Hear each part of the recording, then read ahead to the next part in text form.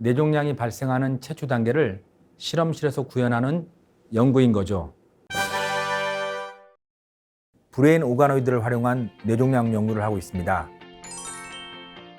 사람의 몸은 심장, 폐, 간 등 여러 장기들이 복잡하게 조화를 이루며 기능을 수행합니다.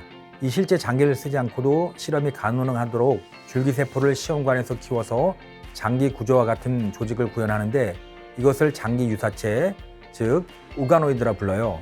저는 그 장기 중에서 특히 중추적인 역할을 하는 뇌에 대한 브레인 오가노이드를 활용한 뇌종양 연구를 하고 있습니다. 도대체 뇌에서 무슨 일이 생기길래 뇌종양이 발생하는지 브레인 오가노이드를 이용해서 뇌종양 환자 발생 전후를 비교해서 발생 원인을 찾고 있습니다.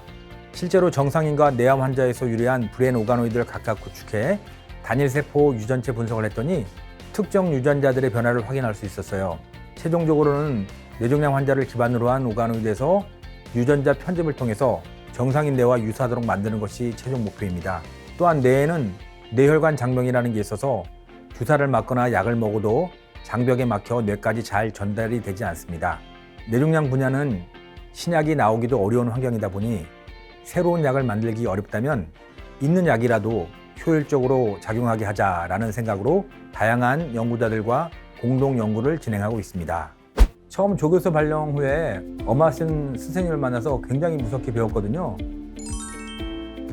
제가 힘들 때마다 챙겨주시고 도움을 주셨지만 생소했던 뇌종양 분야에서 시작했던 연구 자체가 어려웠던 기억이 납니다. 당시에는 인프라도 많이 부족했었고요. 처음에 쥐 머리에 뇌종양 심는 기계를 사서 혼자 실험을 했었습니다. 쥐가 보통 20g 정도 무게가 나가는데 100개나 1000개의 암세포를 뇌경동맥에 넣으면 이게 뇌로 올라가서 쫙 퍼집니다. 문제는 기껏 심어놓은 뇌종양을 찍을 장비가 또 없더라고요. 이걸 어떡하지 생각하다가 이제 쥐를 제 차에 태웠습니다. 바로 춘천에 있는 한국기초과학연구원에 가서 그 소독물용 MRI를 통해서 쥐 모델들을 찍었었죠. 무섭게 배우고 열심히 뛰어다녔구나라는 생각이 드는데 이때 익힌 뇌경동맥에 암세포를 넣는 뇌전이암 모델을 만드는 기술이 이제는 이제 저를 대표하는 노하우가 되었던 것 같습니다. 그런 시간들이 지금의 저를 만들었다고 할 수 있겠네요. 무섭게 배웠지만 사실 외과 의사로서 단단하게 성장할 수 있었고 수술을 안정적으로 할 수 있게 되니까 실험에 투자할 시간적인, 심적인 여유가 있는 것 같습니다. 여러 실험도 하고 상도 받았는데 특히 기억에 남는 건 테모졸라마이드와 메폴민을 더했던 항암제 관련 임상시험이 기억에 많이 남아요. 10년간 기초실험부터 임상시험까지 걸렸는데 최종 결과는 좋지 않아서 개인적으로 실망이 컸었습니다. 하지만 주변에서 생각지도 못한 감사 인사를 많이 받았습니다. 너무 좋은 연구를 끝까지 해줘서 고맙다는 피드백을 받고 기초연구부터 시작해서 임상연구까지 이행성 연구를 잘하는 것이 정말 중요하다는 것을 깨달았죠. 밸런스를 잘 유지하는 것이 매우 중요한데 쉽지가 않았습니다.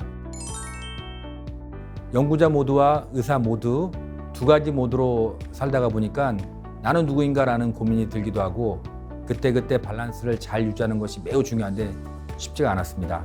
수술이 잘 안 되면 점점 더 마음에 오래 남아요. 점점 극복하는 노하우가 생기거나 익숙해질 줄 알았는데 꼭 그렇지 않더라고요. 그러면 실험이 잘 되느냐? 또 그렇지도 않습니다.